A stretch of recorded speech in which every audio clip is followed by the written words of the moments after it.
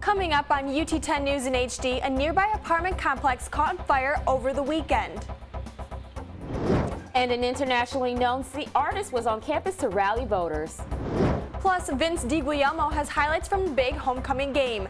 Your news in 10 minutes starts now. Thanks for joining us. I'm Mackenzie Keyline. And I'm Vakrina Aberdeen. A Campus Village apartment caught on fire Sunday night. Reporter Ian Davis is live in the newsroom. Ian, can you tell us what happened? Well, Vakrina, apartment 14 in Building 1 caught on fire. Officials are saying the tenant living there left a deep fryer on the stove, then left the apartment. Ian, was anyone hurt? Fortunately, no tenants were hurt, but a firefighter was taken to the hospital with neck and back injuries. The fire was contained to apartment 14 and 4 other apartments were also affected. 10 residents had to relocate and some of their property was ruined due to smoke damage. The tenants are being moved to other apartments at Campus Village. Russell Thomas says the tenants are upset with residents from apartment 14. The actions of one person. Yeah, right now I do think that Campus Village is doing, what they can to help the other tenants out. There was over $65,000 in damage to that one unit alone. No one has been arrested or fined at this time. I'm Ian Davis, live in the UT10 newsroom. Thanks, Ian. UT police are looking for a man who robbed the Gateway Barnes & Noble bookstore.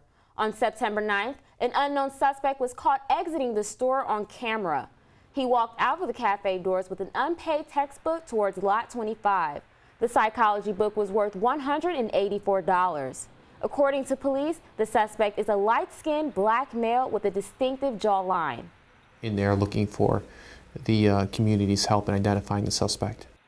If you see this person on or around campus, do not approach him. Call UT Police at 419-530-2600. 7-time Grammy winner will.i.am stopped by campus on Monday to encourage students to vote. The Obama for America campaign invited the Black Eyed Peas singer to get more students involved in the election process. He spoke to a crowd of 100 people and helped students get registered. The political activist explained why the college vote is so important. Them going out and voting is going to prepare for jobs in the future. It's also going to prepare for a better opportunity their 7-year-old niece or nephew is going to have in the future. will.i.am will be ending his 2-day tour by joining President Obama today at The Ohio State University. UT launched homecoming week with a carnival on Wednesday. Reporter Courtney McCarthy checked out the festivities. Rocket Under the Big topped off with food, games, and live entertainment in front of the field house. Students, faculty, and the community enjoyed traditional carnival food, such as elephant ears, popcorn, and cotton candy. Over 200 people attended the event.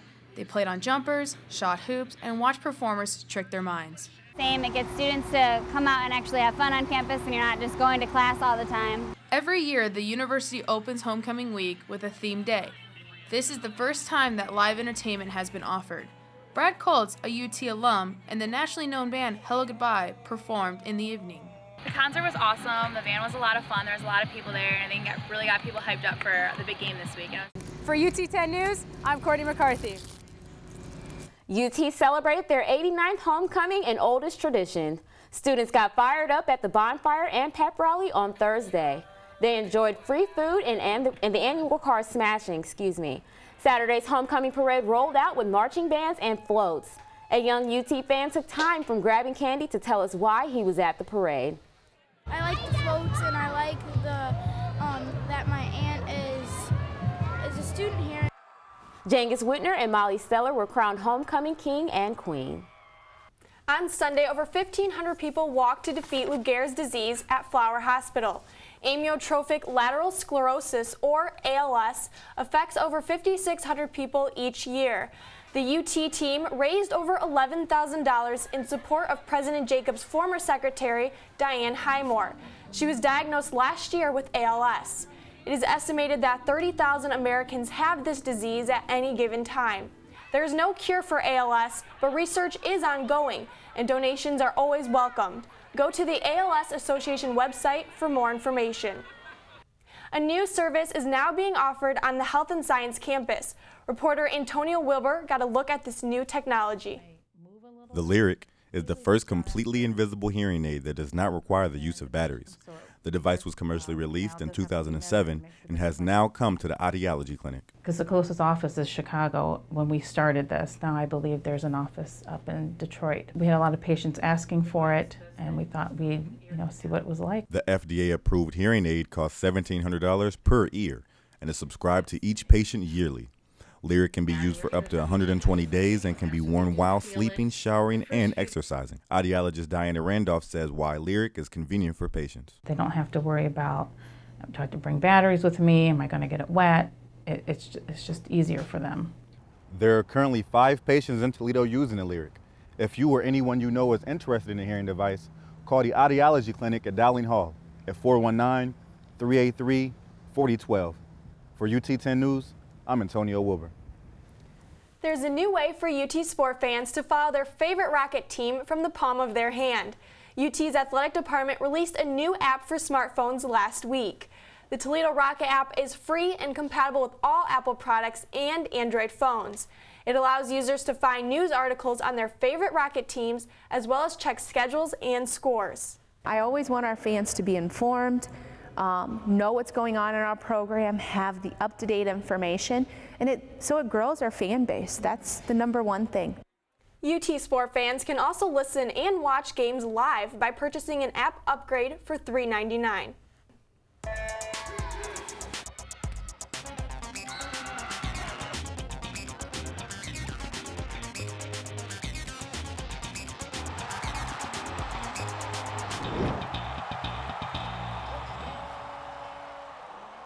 I'm Vince Williamo, and this is your UT10 Sports.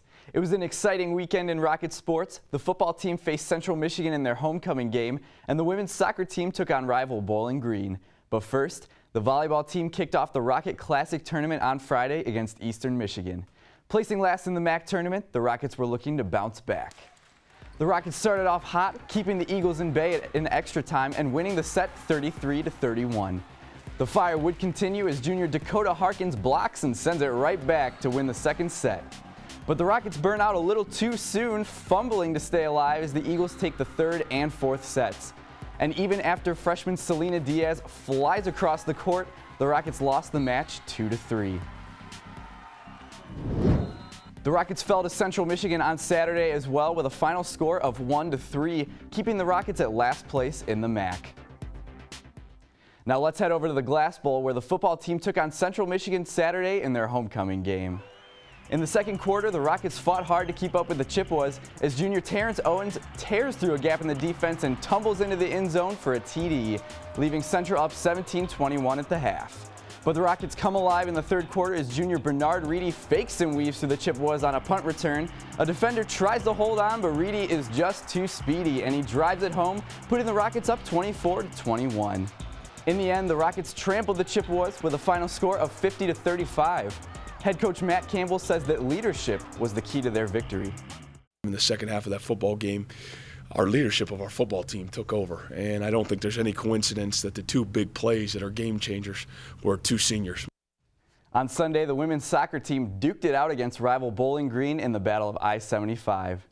The Rockets started off fierce with senior Megan Blake setting up freshman Angelica Hernandez for an easy goal. In the second period, senior Natalia Gaitan shoots a penalty kick with a great follow-up, making the score 2-0 Rockets. The Rockets came out on top with a final score of 3-0, adding a win to their MAC record. Head coach Brad Evans says he is giving the team more responsibility.